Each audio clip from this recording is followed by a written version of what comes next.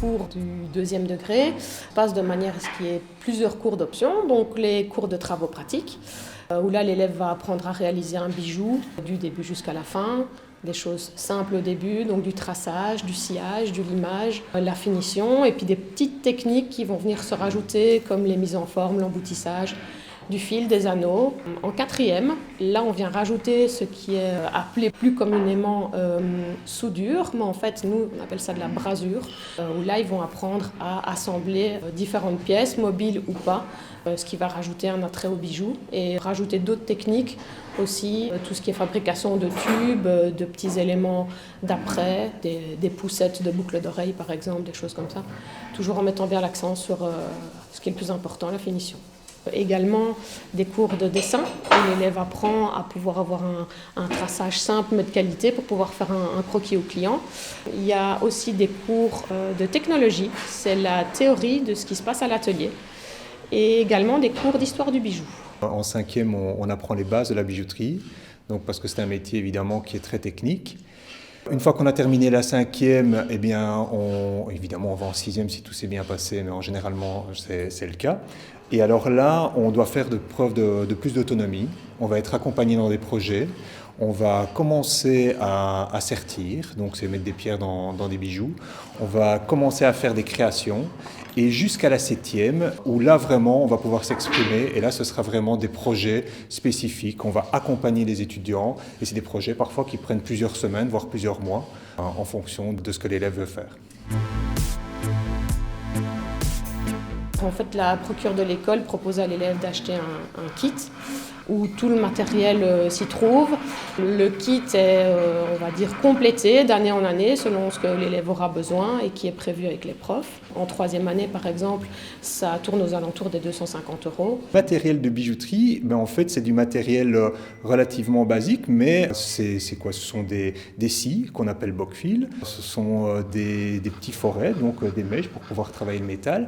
Et alors, une fois qu'on va travailler le métal pour pouvoir justement le sertir, mettre des pierres précieuses, alors il y a tout un outillage spécifique qui va permettre de graver, de pouvoir justement soulever le métal pour remettre au-dessus d'une pierre, pouvoir fraiser, des choses comme ça. Alors, il y a le petit matériel qui appartient à l'étudiant. L'inconvénient, c'est que c'est un prix, c'est un montant déboursé au début. L'avantage, c'est que c'est justement quelque chose qui, s'il est bien entretenu, va se conserver toute une vie. Moi, je travaille encore avec certains outils que j'ai achetés quand j'étais étudiant. Au deuxième degré, ce qu'on fait, donc vers le mois de mai, en troisième et quatrième, on propose à l'élève de présenter les travaux qu'il a réalisés pendant l'année, de réaliser un présentoir complet pour présenter ses bijoux de manière à pouvoir bien les mettre en valeur. Et il doit pouvoir parler de ses bijoux du début jusqu'à la fin. On doit pouvoir lui poser des questions sur comment il a réalisé le bijou, quelles étaient les contraintes techniques. Comme si il était un bijoutier qui se retrouvait face à un client, il doit pouvoir expliquer son bijou et parler des différentes facettes de ce bijou.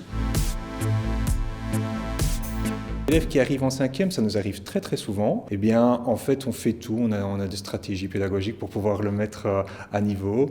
Maintenant, bien sûr, c'est lui qui doit faire preuve de bonne volonté.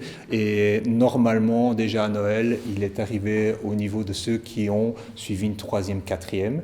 Et donc, on reprend les bases en cinquième. Le but du jeu, c'est quoi? C'est de leur apprendre à être autonome, à gérer un projet de A à Z, à pouvoir gérer toutes les contraintes, aussi bien techniques qu'en fonction du désir du client, et pouvoir justement arriver à présenter un bijou abouti.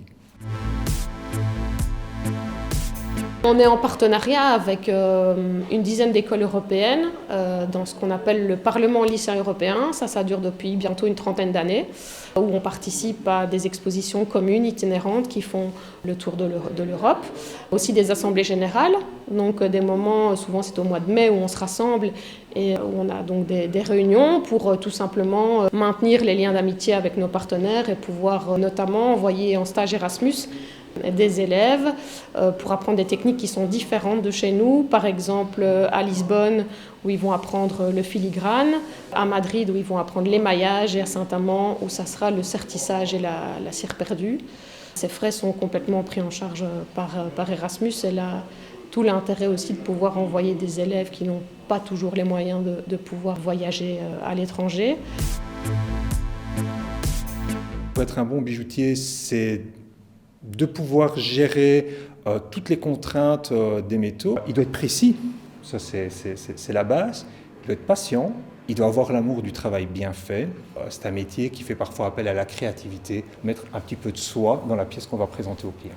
Il faut être précis, rigoureux, avoir l'envie de bien faire les choses et d'aller jusqu'au bout et d'avoir envie de se dépasser. C'est un métier assez sédentaire, donc il faut se concentrer et être calme.